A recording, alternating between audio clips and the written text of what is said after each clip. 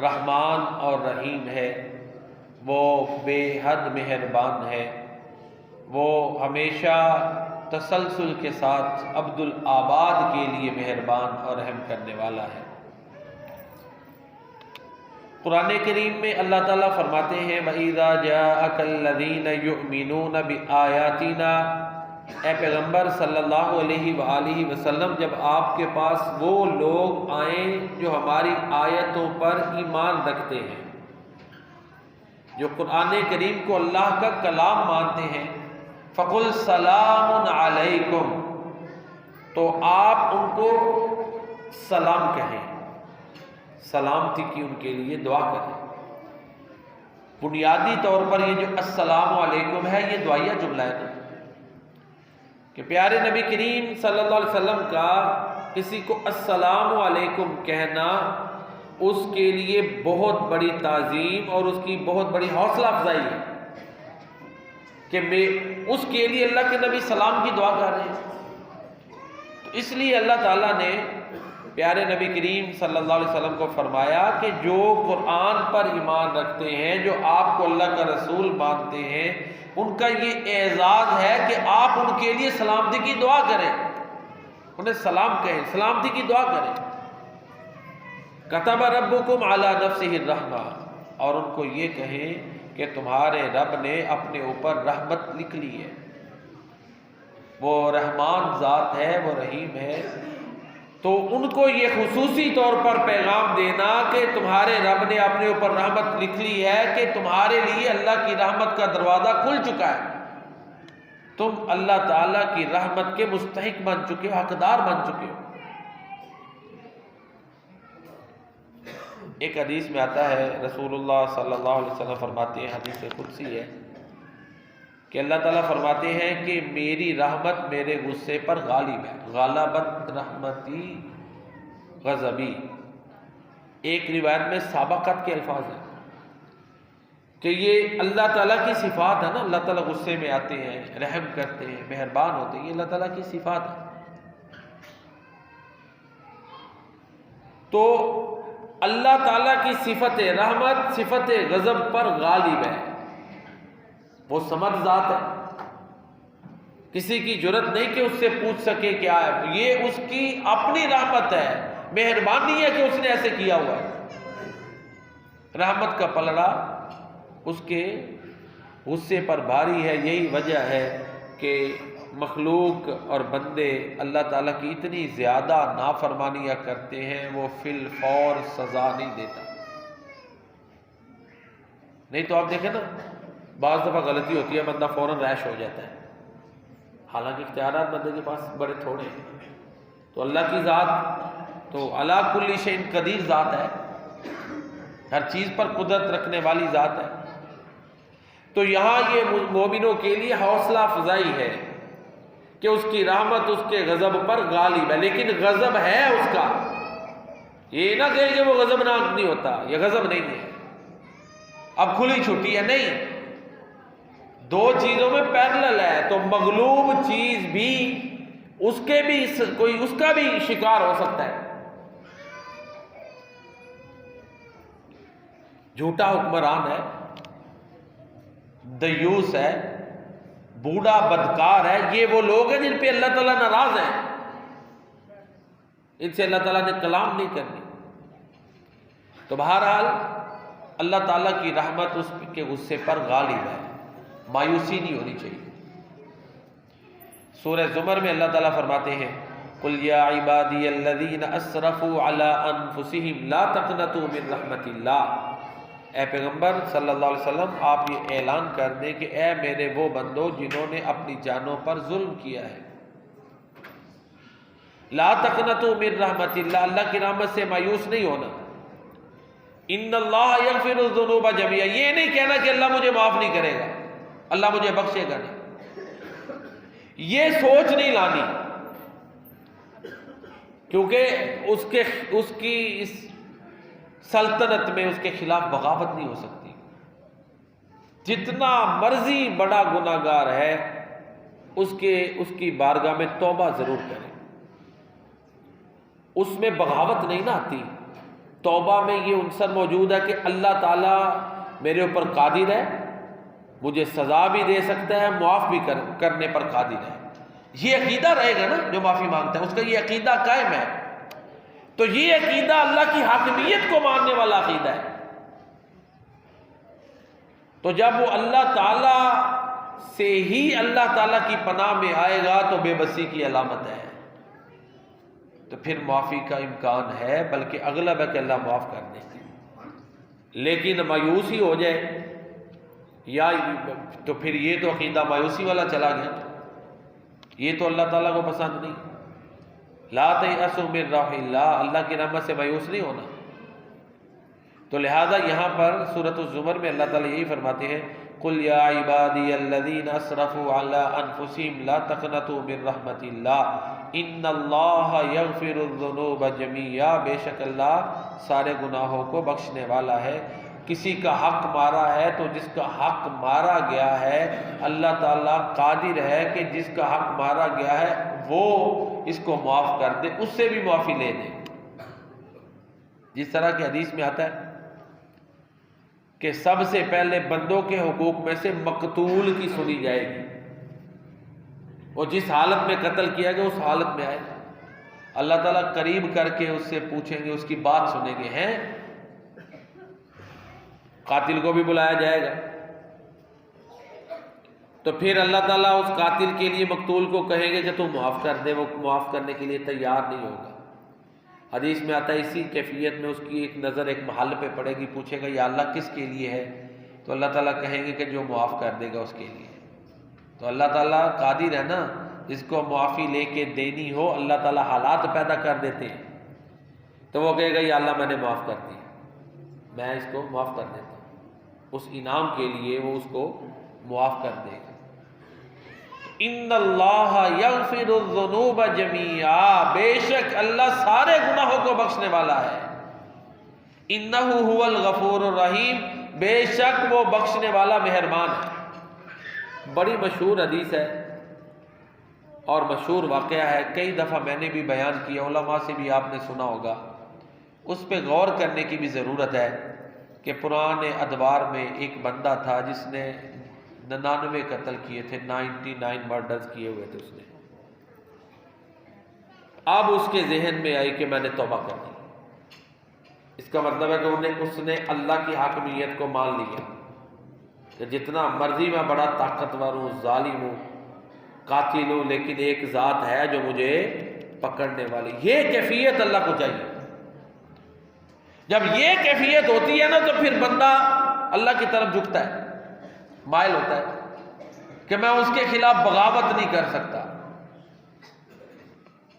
گیا ایک عالم کے پاس، اور بعض دفعہ ایسے ہوتا ہے کہ ایسا بندہ جب ظاہر یہ بڑا خاص معاملہ ہوتا ہے، ہر آدمی تو اس کے بارے میں فتویٰ بھی نہیں دے سکتا نا، مشکل ہے، لوگوں میں اس کی بات عام ہو گئی ہوگی جو وہ معافی مانگنا چاہتا ہے، پوچھتے پوچھاتے اس نے پوچھا کہ بڑا عالم کون ہے اس وقت کا، اسے بتایا گیا فلاں فلاں ہے، وہ اس کے پاس گیا۔ اب اس کا رویہ پتہ نہیں کیسا ہوگا کہ اس کو پھر طیش آ گیا کہ جو بندہ اتنا مولڈ ہو گیا ہے اس عالم کے رویے سے پھر اتنے غصے میں آ گیا، کیسا اس نے اس سے جو ہے نا وہ انداز اپنایا ہوگا کہ اس پہ بھی اس کو غصہ ہے، اس نے اس کو بھی قتل کر دیا۔ اس کا اپنا ایک مائنڈ ہوگا کہ یہ ایسے لوگ اللہ سے دور کرنے والے، عالم تو ہے، حکمت نہیں ہے، بصیرت نہیں ہے، اس کا رویہ کوئی ایسا ہوگا کہ ایک بندہ اتنا اخلاص کے ساتھ اب معافی مانگنے چل پڑا ہے، پھر بھی وہ مایوس نہیں ہوا، پھر اس نے جو ہے پھر دوبارہ کہا کہ اب اور کوئی عالم بتائیں، میں توبہ کرنا چاہتا ہوں، میں اللہ سے معافی مانگنا چاہتا ہوں۔ اللہ کی ساورنٹی اس نے مان لی ہے کہ وہ مجھے پکڑ کر سزا دینے پہ قادر ہے۔ یہ عقیدہ جو ہے یہ انسان کو انسان بناتا ہے کہ وہ اللہ مجھے پکڑ کر سزا دینے پہ قادر ہے، معاف کرنے پر بھی قادر ہے۔ اب دوبارہ ایک عالم کے پاس وہ گیا، لوگوں نے بتایا کہ فلاں بڑے عالم کے پاس جائے، کیونکہ ایک عالم کی رائے بندے پہ بڑا اثر انداز ہوتی ہے، اس کو ٹریک سے ڈی ٹریک کر سکتی ہے، سیدھے رستے سے الجھا سکتی ہے۔ لیکن ایک بات ذہن میں رکھیں، ہمارے جو ہے وہ علماء کی، یہ نہیں کہا گیا کہ تم نے علماء کی پیروی کرنی ہے، میں بار بار کہتا ہوں، یہ بھی نہیں کہا گیا پیروں کی پیروی کرنی ہے، یہ کہا ہے پیارے نبی صلی اللہ علیہ وسلم نے کہ میرا طریقہ، اور ایک روایت میں ہے کہ میں تمہارے اندر کتاب اللہ اور اپنی سنت چھوڑ کے جا رہا ہوں، اس کی پیروی کرنی ہے۔ ایک روایت میں اہل کتاب کا ذکر ہے، میں ان کو چھوڑ کے جا رہا ہوں۔ ظاہر اہل کتاب کا یہ اہل بیت، ایک روایت میں اہل بیت کا ذکر ہے، تو اہل بیت کا ہر عمل سنت اور قرآن کے سانچے میں ڈھلا ہوا ہے، وہ ایک ہی بات ہے، اس کا پریکٹیکل ہی ہے نا۔ ایک روایت میں ہے میں اپنی سنت اور اللہ کی کتاب چھوڑ کے جا رہا ہوں، دوسری روایت میں کتاب اللہ اور اہل بیت چھوڑ کے جا رہا ہوں، کوئی تضاد نہیں ہے۔ اہل بیت کا ہر عمل قرآن اور سنت کے مطابق ہے، اس کا مطلب ہے قرآن اور سنت کو فالو کریں، ایک ہی بات ہے۔ ہاں ان کی محبت جو ہے وہ ایمان کے لیے شرط ہے، اہل بیت سے وہ رکھنی تو لہذا کوئی تضاد نہیں۔ بعض لوگ یہاں پر جی حدیثوں میں تو تضاد آ گیا، تضاد والی کوئی بات نہیں۔ تو بہرحال علماء کے بارے میں نہیں کہا، اللہ کے پیارے نبی صلی اللہ علیہ وسلم نے فرمایا مجھے میرے طریقے کو پکڑو، قرآن کو لازم پکڑ لو، اہل بیت کو، اور ایک روایت میں صحابہ کا بھی ہے ما انا علیہ واصحابی۔ پریکٹیکل دیکھنے ہیں تو اہل بیت اور صحابہ کو دیکھ لو، نظریاتی تعلیم ہے تو وہ قرآن و سنت ہے، نہ مولوی ہے نہ پیر ہے، لہذا کسی مولوی پیر کی کوئی حجت نہیں دلیل ہوتی۔ آپ کو پتہ ہے آج کوئی درست ہے کل پکڑا جاتا ہے تو کرپٹ ہوتا ہے، پھر کسی مولوی کسی پیر کے لیے گارنٹی تو نہیں ہے ہدایت یافتہ، کیوں جی؟ وہی جن کے لیے گارنٹیاں قرآن و سنت میں آ گئی انہی کے لیے ہے۔ تو آپ دیکھ لیں آئے دن کیسے کیسے یہاں پر جو ہے نا وہ حالات پیدا ہوتے ہیں۔ میں کئی دفعہ ذکر کر چکا ہوں، اتنے بڑے پیر مولوی وہ حق خطیب کے پاس گئے ہیں تو اس کی کرپشن ایک وہ پھر کہتے ہیں جی آپ تو عمل نہیں نہ کرتے، آپ کو صوفیزم کا پتہ نہیں ہے، اور جن کو پتہ تھا انہیں کیوں نہیں پتہ چلا؟ فراڈ ظاہر ہو رہے ہیں نا، کئی فراڈ ایسے ظاہر ہو جاتے ہیں۔ اس لیے آپ قرآن کو لازم پکڑیں، سنت کو لازم پکڑیں، محمد کریم صلی اللہ علیہ وسلم کو مرشد پکڑیں۔ آپ صلی اللہ علیہ وسلم کے بارے میں اللہ نے گارنٹی دی ہے کہ آپ معصوم ہیں۔ صحابہ کو پکڑیں، اہل بیت کو پکڑیں، استاذ کے طور پہ کسی سے بھی پوچھیں، فالو انہیں کرنا ہے، ہم نے پیروی انہیں کی کرنی ہے، اللہ کے رسول کی، اہل بیت کے، صحابہ کرام۔ تو بہرحال وہ ایک اور عالم کے پاس چلا گیا، وہ بھی اس کے بڑا عالم تھا، پہلے کو تو اس نے قتل کیا، اس کے رویے سے اس نے اس کو قتل کیا ہوگا کہ ایک بندہ اللہ سے جڑنا چاہتا ہے، اس نے کوئی اسے ایسی باتیں کی ہوں گی جس سے وہ پھر تیش میں آ گیا۔ اب یہ عالم، اس کو اللہ تعالیٰ نے ویژن اور بصیرت دی ہوئی تھی، اس نے کہا کہ دیکھو جس بستی ماحول میں تم رہتے ہو نا وہاں تم گناہ نہیں چھوڑ سکتے، ماحول معاشرہ بھی انسان کو خراب کرتا ہے، خراب ہو تو خراب کرتا ہے۔ تم فلاں علاقے میں چلے جاؤ، وہاں پر نیک لوگ ہیں، تمہاری بہتری ہوگی۔ میں اس کی مثال دیتا ہوں، ہمارے ڈرائیور ادھر ڈرائیونگ کرتے جائیں نا تو اور بات ہوتی ہے، اسلام آباد پہ جائے تو وہ بڑے مہذب ہو جاتے ہیں، کیوں جی؟ ماحول کا، ادھر ڈرائیونگ کریں گے جا کے بیرون ملک کریں گے فرق، وہی ڈرائیور اس کے انداز اور ہوں گے۔ ماحول کا ماحول اثر انداز ہوتا ہے۔ جس ماحول میں یہ پتہ آسان بات ہے کہ مجھے عدل نہیں ملنا، میں نے خود ہی لڑ کے لینا ہے، اس ماحول میں ایک بندے کا رہنے سہنے کا طریقہ اور ہوگا، اور جس ماحول میں اسے پتہ ہو کہ جو ہے نا وہ اللہ تعالیٰ نے جو ہے وہ مجھے انصاف لے کر دینا ہے۔ یہ آپ نے یہ بزرگ کہہ رہے ہیں چھڑکاؤ رہنے دیں، کسی سے پوچھا ہے آپ نے؟ رہنے دیں بھائی صاحب، کوئی ضرورت نہیں، رہنے دیں، چھڑکاؤ نہ کریں، مہربانی ہو گیا، رہنے دیں، ہمیں تعارف نہیں ہے نا آپ کا، شکریہ، کوئی بات نہیں، جزاکم اللہ خیر، رہنے دیں، نہ کریں چھڑکاؤ، بڑی معذرت چاہتا ہوں۔ حکیم صاحب یہ پوچھیں نا آپ کیا یہ چھڑکاؤ کر رہے ہیں نا، کیا آپ نے انہیں کہا کریں، یہ جانتا ہے کوئی بندہ تو پھر آپ یہ سارا معاملہ کریں۔ اچھا جی میری طرف دھیان کریں، شکریہ، ادھر توجہ کریں جی۔ وہ یہ ہے کہ اب اس نے یہ کہہ دیا اس بندے نے کہ تو فلاں جگہ پہ جا اور جو ہے نا تیری معافی ہو جائے گی۔ اب عرض یہ کر رہا ہوں کہ ایک ماحول میں مثلا جہاں بندے کو پتہ ہے جی کوئی زیادتی ہو گئی نا تو مجھے انصاف ملنا ہے، اس ماحول میں بندہ اور طرح رہتا ہے، ایک ماحول میں اس کو پتہ ہے مجھے انصاف کوئی نہیں ملنا، آپ ہی کرنا ہے، ادھر اس نے اور طرح رہنا ہے۔ آپ دیکھیں نا یہاں خاندان کے خاندان لڑائیوں میں قتل ہو جاتے ہیں، کیوں یہ نوبتیں آتی ہیں؟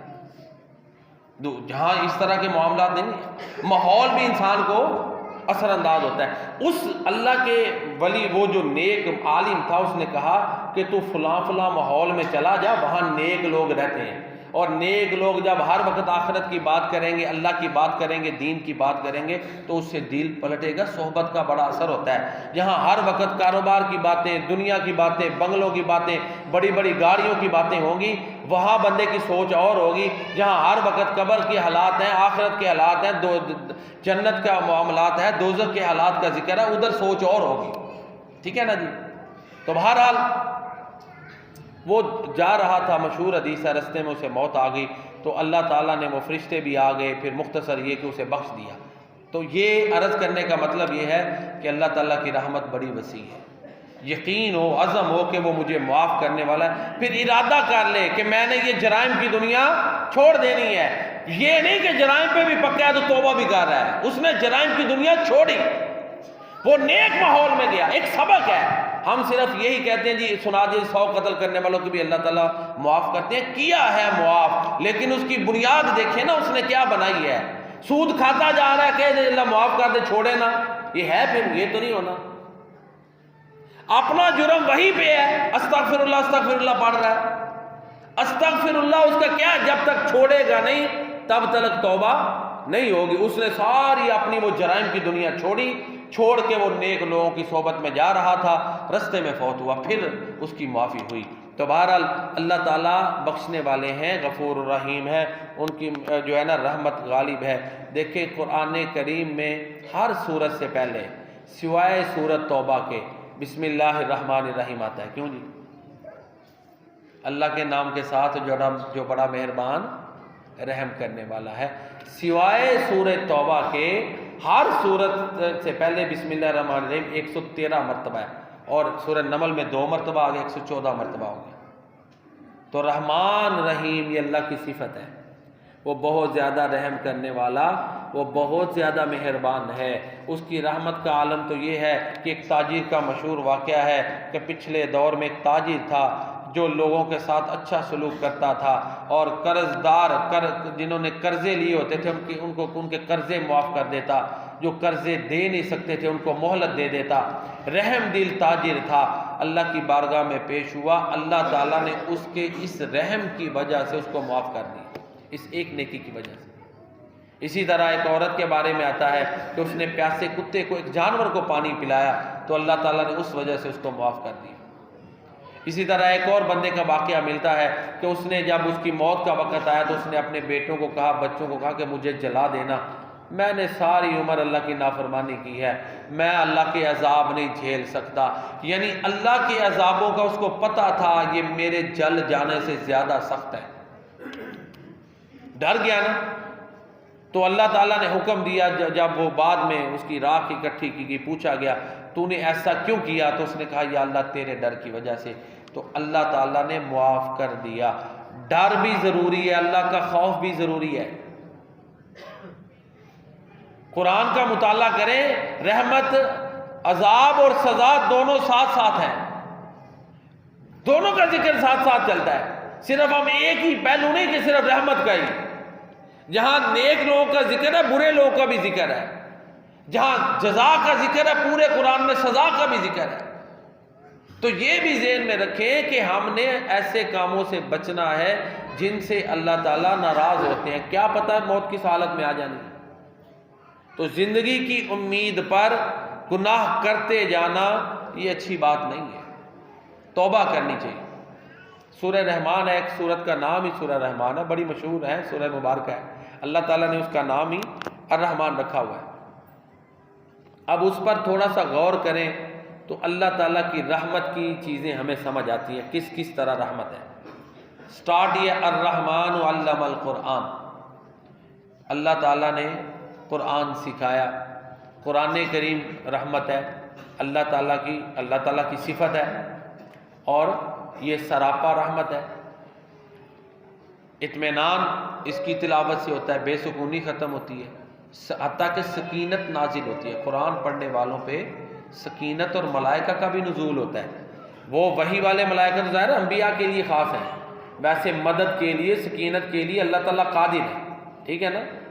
جیسے کہ ایک صحابی کے بارے میں آتا ہے، وہ قرآن کریم کی ایک سورت پڑھ رہے تھے تو انہوں نے ایک روشنی سی دیکھی، تو صبح جا کے انہوں نے اللہ کے نبی کو بتایا تو آپ نے فرمایا یہ سکینت اور ملائکہ کا نزول تھا۔ اور اس کا بچہ بیٹھا ہوا پاس ہی تھا نا، لیٹا ہوا ہے گھوڑے کے، تو گھوڑے نے بدکنا شروع کر دیا، تو صحابی نے پھر قرات بند کر دی تو وہ غائب ہو گئی، وہ جو اوپر چراغاں تھی وہ غائب ہو گئی، تو سکینت کا نزول صحابی پہ ہوا۔ لہذا قرآن یہ رحمت کا، اللہ تعالیٰ کی رحمت ہے، اس کا سکھانا، اس طرح کہ ساری انسانیت بھی مل جائے تو انسانوں کے لیے ایسا قانون، رحم پر مبنی قانون نہیں بنا سکتی جیسا اللہ تعالیٰ نے اپنے کلام میں رحم پر مبنی قانون بنا دیا۔ اللہ نے قانون بنا دیا قرآن میں، یہ رشتے حلال ہے، یہ حرام ہے، بتا دیا وراثت کے مسائل، اس کا اتنا حصہ ہے، فلاں کا اتنا حصہ ہے، قرآن میں قانون بنا دیے نا۔ ہاں جی، جہاد کے آداب اس میں سکھا دیے، معاشرت اس میں سکھا دی، رہن سہن کے طور طریقے قرآن کریم میں سکھا دیے، فیملی لاز جتنے بھی ہیں وہ قرآن اور اس کی شرح حدیث جو ہے اس کی روشنی میں اس میں اللہ تعالیٰ نے سکھا دیے۔ تو جو لیجسلیشن، قانون سازی قرآن میں کی گئی ہے اور عبد العباد کے لیے اللہ نے لوگوں کے لیے کر دی، یہ سراپا رحمت ہے۔ اس لیے اللہ فرماتے ہیں الرحمن علم القرآن، رحمان نے قرآن سکھایا، تو قرآن کا سیکھنا، سکھانا، اس کی تعلیمات حاصل کرنا یہ موجب رحمت ہے۔ تو یہ اللہ تعالیٰ کی رحمت کا ایک مظہر ہے قرآن، اس کا نبی کریم صلی اللہ علیہ وسلم پر نزول، اور نبی کریم رحمت للعالمین ہے، یہ بھی اللہ کی رحمت کا مظہر ہے نا۔ رب رحمان رحیم نے اپنا رحمتوں والا کلام رحمت للعالمین پہ اتارا، نبی رحمت للعالمین صلی اللہ علیہ وسلم پر اللہ تعالیٰ نے اتارا۔ پھر اس کے بعد اللہ تعالیٰ فرماتے ہیں خلق الانسان، انسان کو عدم سے وجود بخشا، انسان پیدا کیا۔ دیکھیں مجھے اور آپ کو اللہ نے انسان بنایا، پھر ہدایت دی، مسلمان بنایا، تو یہ اس کی رحمت ہے نا، یہ اس کا فضل ہے۔ کوئی کہے جی میرے اپنی عقل یا عقل کی وجہ سے، دانائی کی وجہ سے ہے، تو یہ ایسا نہیں ہے۔ قرآن کریم میں بار بار آتا ہے وَلَوْلَا فَضْلُ اللَّهِ عَلَيْكُمْ وَرَحْمَتُهُ لَاتَّبَعْتُمُ الشَّيْطَانَ إِلَّا قَلِيلًا، اگر تمہارے اوپر اللہ کا فضل اور اس کی رحمت نہ ہوتی تو تم شیطان کی پیروی کرتے، تم میں سے تھوڑے بچتے۔ ایک اور مقام پر سورۃ النور میں اللہ تعالیٰ فرماتے ہیں وَلَوْلَا فَضْلُ اللَّهِ عَلَيْكُمْ وَرَحْمَتُهُ مَا زَكَىٰ مِنْكُمْ مِنْ أَحَدٍ أَبَدًا، اگر تمہارے اوپر اللہ کا فضل اور اس کی رحمت نہ ہوتی تو تم میں سے کوئی بھی پاک نہ ہو سکتا تھا۔ ایک اور مقام پر اللہ تعالیٰ فرماتے ہیں اگر اس کا فضل اور رحمت تمہارے اوپر نہ ہوتی تو تم یہ جو غلطیاں کی، یہ غلطی ادھر کچھ صحابہ نے کی تھی، امی عائشہ صدیقہ رضی اللہ تعالیٰ عنہ پر بہتان لگا، کچھ صحابہ بھی لگانا شروع ہو گئے، ان کو تھریٹ کیا کہ اگر اللہ کا فضل اور رحمت نہ ہوتی تو دنیا میں تمہارے اوپر عذاب مسلط ہو جاتا۔ تو یہ اللہ تعالیٰ کی رحمت اور اس کا فضل ہے کہ اس نے ہمیں انسان بنا کر پھر ہدایت کی نعمت سے مالا مال کیا۔ اور جانوروں کی زندگیاں دیکھیں، انسان کی زندگی موازنہ کریں، کتنے انعامات ہیں۔ پھر علمہ البیان، اللہ فرماتے ہیں ہم نے اس کو بیان سکھایا، علمہ البیان، اس کو قوت بیان دی، گفتگو کر سکتا ہے، یہ بھی اللہ کا انعام ہے۔ کلام کرنا، انسان اپنے دماغ کی باتیں آگے پہنچا سکتا ہے، جذبات، احساسات آگے پہنچا سکتا ہے۔ یہ پھیپھڑوں سے نکلنے والی ہوا ہی ہے جس سے کتنی زبانیں بنتی ہیں جی، آواز سے پھر ہیں کتنی زبانیں انسان بول رہا ہے، کتنے الفاظ کا ذخیرہ ہے۔ دوسرے جانور ہیں تو چند چیزیں ضرورت کی وہ اشاروں سے اپنے زبان سے استعمال کرتے ہیں، تو انسان تو علمہ البیان، یہ بھی اللہ کی رحمت ہے کہ انسان کو اللہ نے بیان کی قوت عطا کی ہے، قوت بیانیہ اس کو دی ہے۔ الشمس والقمر بحسبان، یہ رب رحمان کی رحمتیں ہیں، یہ سورج اور چاند یہ ایک حساب کے ساتھ چلتے ہیں، یہ بھی اللہ کی رحمت ہے۔ جس طرح کہ شاید پچھلے خطبہ جمعہ میں عرض کر چکا ہوں، کہ یہ رات اور دن کا نظام، سورج اور چاند کا یہ جو نظام ہے، اس کی بدولت اس زمین پر زندگی کا امکان ہے۔ تو یہ اللہ کی رحمت ہے نا، ایک مناسب جو ہے نا دوری پہ زمین کو رکھا، پھر ڈیلی بنیاد پہ اس کی جگہ بدلتی ہیں، طلوع و غروب کی جگہ بدلتی ہیں، تو یہ سارا سسٹم اللہ نے منظم کیا، میکنزم رکھا، بیچ میں لیئرز رکھ دیں جو سورج کی روشنی کو چھان کے آگے بھیجتی ہیں۔ تو یہ سارا عمل اللہ نے انسان کے لیے کیا ہے۔ تو ہے نا پھر الشمس والقمر بحسبان، یہ سورج اور چاند ایک حساب کے ساتھ چلتے ہیں۔ تو یہ جس رب نے چلائے وہ رحمان ہے، جس آقا نے چلائے وہ رحمان ہے، یہ اس کی رحمت کا مظہر ہے۔ والنجم والشجر یسجدان، یہ درخت اور بوٹیاں اللہ کو سجدہ کرتے ہیں۔ آج دنیا جو ہے وہ ماحولیاتی آلودگی کا علاج ڈھونڈ رہی ہے کہ نہیں، درختوں کی شکل میں۔ تو یہ زمین کے اوپر درختوں کا ہونا اللہ کی رحمت ہے، نعمت ہے۔ جہاں آکسیجن وافر ہوتی ہے وہاں ماحولیاتی آلودگی درختوں کی وجہ سے جو ہے نا وہ درست ہوتی ہے۔ سیلابوں کے لیے روک تھام ہے، اور بڑی ضرورتیں ہیں، بڑی ادویات اور جڑی بوٹیاں یہاں سے، ان جڑی بوٹیوں سے لی جاتی ہیں۔ تو اللہ فرماتے ہیں وَالنَّجْمُ وَالشَّجَرُ يَسْجُدَانِ، یہ اللہ کی رحمت ہے کہ اس نے تمہارے لیے قسمہ قسم کے درخت پیدا کیے ہیں۔ یہ جب ایک نجم کا معنی ہوتا ہے نا ستارہ، ایک نجم کا معنی ایسا درخت جس کو بوٹی کہہ لیں، یہ دونوں معنی ہیں، دونوں تراجم موجود ہیں۔ نجم کا معنی ستارہ بھی ہوتا ہے، اور چونکہ درخت کا ذکر ہے اس کی مناسبت سے جڑی بوٹیاں وہ بھی۔ پھر اللہ تعالیٰ کی رحمت کے آگے مزید مظاہر سورہ رحمان میں اللہ تعالیٰ نے بیان کیے۔ وَأَقِيمُوا الْوَزْنَ بِالْقِسْطِ وَلَا تُخْسِرُوا الْمِيزَانَ، یہ ترازو اتارا ہے۔ یہ دیکھ لیں پیمائش کے لیے کتنے جھگڑے ختم ہو گئے۔ انسان کو صلاحیت دی، اتارا، اس کو سمجھ دی، اس کو جو آتا ہے نا کہ اس کو چیزوں کے نام سکھائے، اس کے اندر یہ علم ودیت کیا کہ یہ معاملات کو چلا سکے، یہ اللہ کی رحمت ہے۔ وَالْأَرْضَ وَضَعَهَا لِلْأَنَامِ فِيهَا فَاكِهَةٌ وَالنَّخْلُ ذَاتُ الْأَكْمَامِ، اللہ تعالیٰ نے جو ہے اس زمین کو رکھ دیا ہے، اس میں پھر پھل اور دوسری چیزیں ہیں، زمین میں قوت نامیہ رکھی، اس کی حرکت کو متوازن کیا، اس میں کھینچنے کی ایک مناسب جو ہے وہ طاقت رکھی۔ یہ سارا کچھ اس میں اللہ تعالیٰ نے منرلز رکھے، معدنیات رکھے، جو ضروریات زندگی پتہ نہیں اور کیا کیا کچھ انسان نے دریافت کرنا ہے۔ اب کتنی چیزیں انسان اپنی ضرورت کے لیے دریافت کر چکا، یہ لہروں کو اپنی خدمت میں لے آیا، زمین سے اور گیسز اور پتہ نہیں کیا کیا کچھ دریافت ہو رہا ہے۔ تو یہ ساری معدنیات اللہ نے زمین میں رکھی ہیں، اس کی رحمت ہے کہ جتنی ضروریات انسان کو جس دور میں چاہیے ان کا انتظام کیا ہوا ہے۔ تو پھر یہ سارا کچھ بیان کرنے کے بعد پھر اللہ فرماتے ہیں فَبِأَيِّ آلَاءِ رَبِّكُمَا تُكَذِّبَانِ، جس رب رحمان نے تمہیں اتنی زیادہ نعمتیں دی ہیں تو تم اپنے رب کی کون کون سی نعمت کو جھٹلاؤ گے۔ انسان کو کھنکھناتی مٹی سے پیدا کیا، جن کو آگ سے پیدا کیا، یہ اللہ کی رحمت ہے کہ اس نے انسان کو اس طرح پیدا کر دیا۔ پھر اللہ نے مشرقین مغربین کا نظام بنایا۔ پھر اس کے بعد سورہ رحمان میں صرف خلاصے کے طور پر بیان کرتا ہوں، مرج البحرین یلتقیان بینہما برزخ لا یبغیان، اللہ تعالیٰ نے جو ہے وہ دو سمندر چھوڑ دیے، ایک میٹھا ایک کڑوا، دیکھیں ان کی بناوٹ ہی ایسی کر دی، وہ مکس اپ نہیں ہو سکتے۔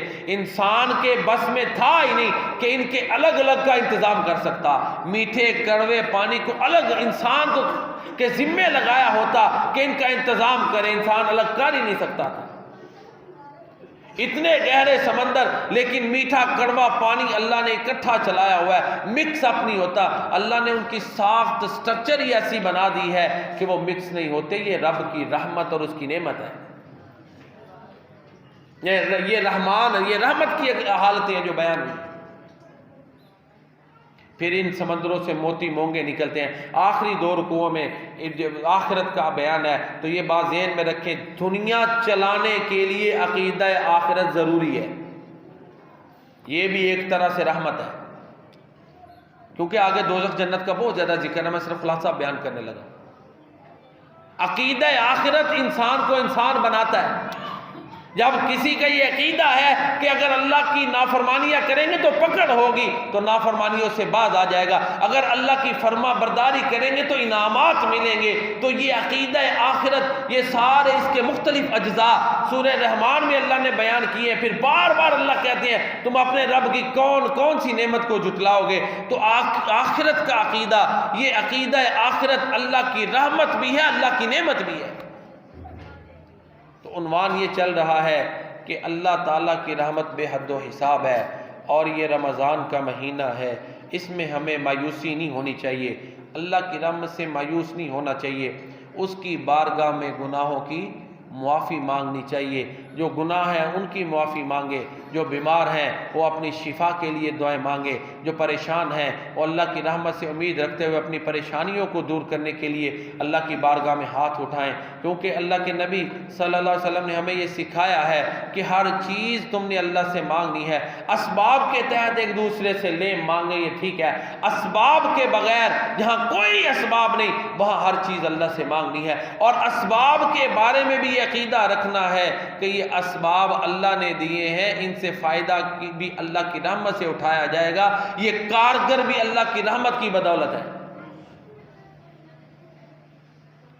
تو یہ ماہ رمضان اللہ کی رحمتوں والا مہینہ ہے، برکتوں والا مہینہ ہے، اس کی ہر رات کو اللہ تعالیٰ لوگوں کو آگ سے آزاد کرتے ہیں، لہذا اللہ کی رحمت کا دریا خوب موزن ہے، اس سے استفادہ کرتے ہوئے زیادہ سے زیادہ اللہ تعالیٰ کی بارگاہ میں ہمیں سوالات کرنے چاہیے، اللہ تعالیٰ سے مانگنا چاہیے۔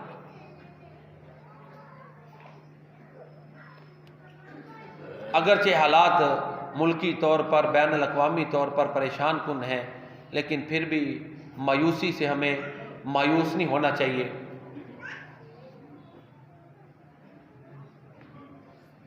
رہنے دے، شکریہ، کوئی ضرورت نہیں۔ جو بین الاقوامی حالات ہیں، خاص کر فلسطین کے، اس حوالے سے بڑی پریشان کن ایک کیفیت اور صورتحال ہے جس سے مسلمان دوچار ہیں۔ آگے تاریخ دیکھیں تو جس طرح کہ میں نے پہلے بھی عرض کیا تھا کہ رمضان وہ مہینہ ہے جس میں مسلمانوں کو فتوحات ملتی رہی ہیں۔ اب بنی اسرائیل نے رمضان میں اپنی جو ہے نا وہ شدت بڑھائی ہوئی ہے ہم لوگ، اور ہم مسلمان ہیں بڑی معذرت سے حالات یہ ہیں کہ آپس میں لڑ رہے ہیں۔ آپ دیکھ لیں، میڈیا دیکھ لیں، کون کون سا ملک آپس میں دست و گریبان ہے مسلمانوں کے۔ تو ان حالات میں بین الاقوامی سطح پر کیا مسلمانوں کی آواز میں طاقت ہوگی؟ پھر وہ تو انہوں نے ایک پلان کے تحت، اس پر ایک تفصیلی خطبہ جمعہ ہو چکا ہے کہ جب سلطنت عثمانیہ توڑی گئی تھی وہ ایک پلان کے تحت تھی، وہ ان کا پلان مضبوط سے مضبوط تر ہوتا جا رہا ہے، اس کا کوئی توڑ ہی نہیں ہے۔ مسلمانوں کو مزید ڈیوائڈ سے سب ڈیوائڈ کیا جا رہا ہے۔ ہاں، دعا جو ہے وہ ضرور کریں، کچھ دوستوں نے انتظام کیا ہوا ہے، کچھ جماعتوں نے اپنی سطح پہ کہ وہاں پر تعاون پہنچائیں، اس حوالے سے کچھ دوست باہر کھڑے بھی ہوں گے، تو آپ تعاون بھی کرتے جائیں۔ میں یہ سمجھتا ہوں کہ زیادہ دعاؤں کی ضرورت ہے، عملی طور پر تو ظاہر ہے یہ ملکوں کا کام ہوتا ہے، انفرادی طور پہ ایسے تو نہیں ہوتا نا۔ دعا جو ہے وہ انفرادی طور پہ سب سے زیادہ جس کی ضرورت ہے وہ دعائیں ہیں، دعاؤں میں یاد رکھنا چاہیے۔ میں اور آپ ایک اچھی نارمل لائف گزار رہے ہیں، ٹھیک ہے جی، اپنے گھروں میں ہیں، اپنی معمولات کے مطابق کاروبار ہے، معاملات چل رہے ہیں، منصوبے اسی طرح چل رہے ہیں، یہ اللہ کا بڑا انعام ہے۔ کشمیر میں دیکھیں مسلمان کس قدر پریشان ہیں، فلسطین میں مسلمانوں کی پریشانی کی کوئی انتہا نہیں، وہ تو اب ان کو نیست و نابود کرنے کے لیے چلا ہوا ہے۔ تو مسلمان ہیں اس طرح کی دباؤ ڈال کے اس کو روک بھی نہیں سکتے۔ وہ اقبال نے یہی رویا نا، شیرازہ ہوا ملت مرحوم کا ابتر، بکھری ہوئی امت ہے، ایک دوسرے کے ساتھ دشمن کے خلاف بھی کندھے کے ساتھ کندھا ملا کے ہم چلنے کے لیے تیار نہیں۔ ختم نبوت کے ہمارے پروگرام ہوتے ہیں، اس پہ اکٹھے نہیں ہو سکتے، بڑی معذرت سے۔ جو بالاجماع عقیدہ ہے، بالاجماع اکٹھا عقیدہ ہے سب کا، جو ہمارے ایمانیات جن میں ہم سب ایک جیسے ہیں، ان میں بھی ہم اکٹھے ہو کے نہیں چلتے، کیسے بہتری آئے گی؟ شیرازہ ہوا ملت مرحوم کا ابتر، اب تو ہی بتا تیرا یہ مسلمان کدھر جائے۔ ہر چند ہے بے قافلہ و راحلہ و ذات، اس کو ہو بیاباں سے یہ ہدی خاں کدھر جائے۔ تو آج مسلم امہ کا شیرازہ بکھرا ہوا ہے، جہاں ان کے لیے دعائیں کریں نا، وہاں اپنے لیے بھی کریں کہ اللہ ہمیں متحد کر دے، ہمارے دلوں سے نفرتیں نکال دے، سبھی ایک نبی کو ہم ماننے والے ہیں، ایک قبلہ کی طرف منہ کر کے نماز پڑھتے ہیں، ایک ہی قرآن کو مانتے ہیں، وہی احادیث کی کتابیں ہیں، لیکن ہم اکٹھے کیوں نہیں ہیں؟ یہ بہت ضروری ہے۔ اگر ایسے الگ الگ کریں گے تو کتنی کو طاقت ہو جائے گی؟ جبکہ نفع نقصان ہمارا سب کا ایک جیسا ہے، منفعت ایک ہے اس قوم کی، نقصان بھی ایک ہی سب کا، نبی دین بھی، ایمان بھی ایک، حرم پاک بھی، اللہ بھی، قرآن بھی ایک۔ کچھ بڑی بات تھی جو ہوتے مسلمان بھی ایک، فرقہ بندی ہے کہیں اور کہیں ذاتیں ہیں۔ کیا زمانے میں پنے کی یہی باتیں ہیں، جہاں کوئی چند بھائی اکٹھے ہو نا، سلوک ہو تو کوئی ان کے ساتھ لڑتے ہوئے بھی سوچتا ہو یار سارے پہ جاندے ہیں کہ نہیں، لڑیں گے تو سب وہ لڑ پڑیں گے۔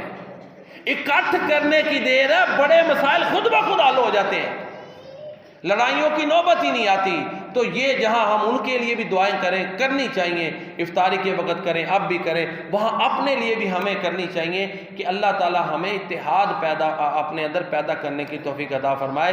یہ مذہب کی وجہ سے منافرتیں اب مذہب کی پہلے تھیں، اب سیاست کی بہت زیادہ ہو گئی، اس طرح کے کہ دو اس حد تک جا چکے ہیں کہ اکٹھا چلنے کے لیے تیار نہیں ہو رہے۔ حالانکہ وقت کا تقاضا ہے کہ ایک دوسرے کو درگزر کرتے ہوئے اتفاق اور اتحاد کے ساتھ چلیں۔